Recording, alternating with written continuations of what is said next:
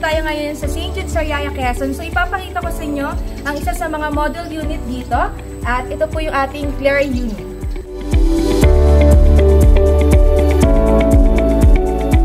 Ito yung magiging porch area nyo. Pwede kayong maglagay ng fence and grills dito.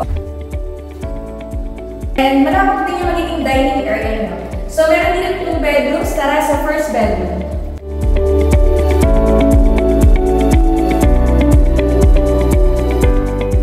Sa second bedroom naman, meron tayong owning window sa taas para sa inyong ventilation.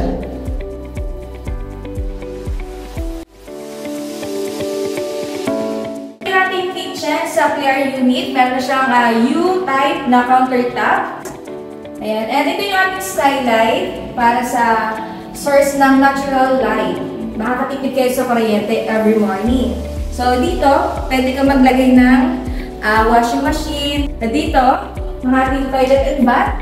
From ground to ceiling, meron na tayong tiles, may accessories na, may lavatory na rin.